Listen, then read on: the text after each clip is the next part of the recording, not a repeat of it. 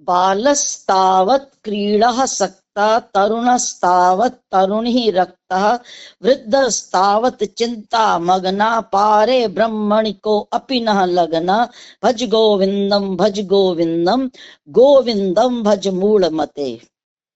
शंकराचार्य जी ने अपने इस डिंडिम घोष के द्वारा बार बार सोए हुए मानव को जगाया है।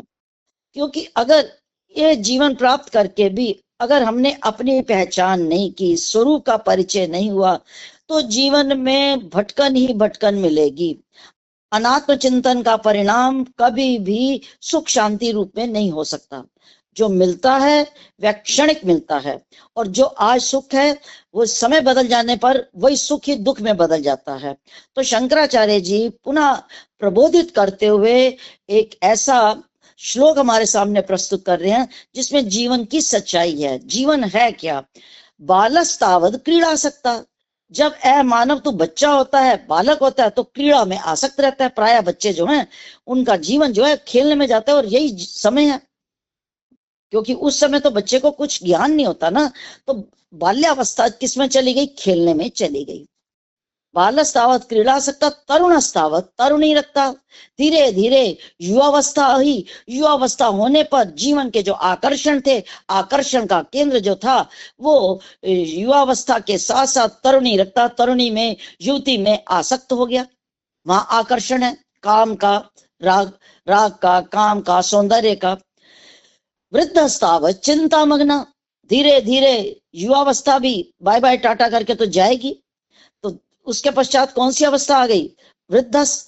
तो बूढ़ा होने पर इंद्रियां शिथिल हो गई, सारी जो शक्ति है वो क्षीण हो जाती है। तो वृद्धस्तावत चिंता मग्ना, बुढ़ापे में चिंता आकर के घेर लेती है। प्राय ये जो स्थिति है ये अज्ञानी जीव की है।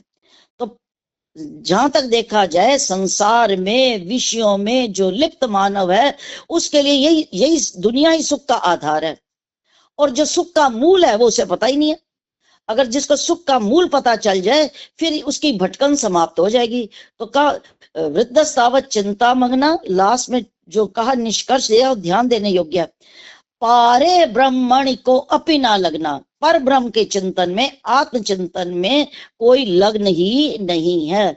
तो यही माया का आकर्षण है जो जीवों को आकर्षित करती है। और माया किसे आकर्षित करती है? अज्ञानी जीव को करती है। मैं तो प्राय ये कहती हूँ कि जो मन के पीछे पीछे चले वो अज्ञानी, मन जिसके पीछे चले वो ज्ञानी। तो ये हमें नियंत्रण में करना है कि ये जो सांसारिक आकर्षण है हम इन्हीं में ही रुक करके लिप्त होकर ना रह जाएं, इनका उपभोग करना है पर विवेक पूर्ण करना है। और अगर विवेक की ब्रेक नहीं है तो ये जो विषय हैं ये हमें कहीं कहीं का कहीं ले जाएंगे। भगवत गीता में भी यही कहा गया है, ध्यायतो विषयान पुंसा संगस्तेषु उपजायते संगा संजायते कामा कामात् क्रोधा विजायते क्रोधात् भक्ति सम्मोह स्मृति विभ्रमा स्मृति भ्रंशात् बुद्धिनाशो बुद्धिनाशात् प्रणश्यति। इन विषयों का चिंतन करने से ध्यायतो विषयान पुंसा संगस्तेषु उपजायते, उन्हीं के प्रति संग हो जाता है, आसक्ति हो जाती है। और जब विषयों के प्रति आसक्ति हो जाती है, पकड़ और जकड़ हो जाती है, तो संगस ध्यायतो विषयान पुंसा संगस्तेषु उपजायते संगा संजायति कामा, इसी से फिर काम उत्पन्न होता है। और काम किस रूप में बदल जाता है? क्रोध में बदल जाता है। तो धीरे धीरे ये सारे विकार कहां से पैदा होते हैं? विषयों के चिंतन करने से। तो जीव को जागृत करते शंकराचार्य जी कह रहे हैं कि पारे ब्रह्मणि में लग्न हो जा तो तेरे जीवन का श्रेय का पथ खुल जाएगा, नहीं तो जायस और मृयस क्रम में ही तू पड़ा रहेगा।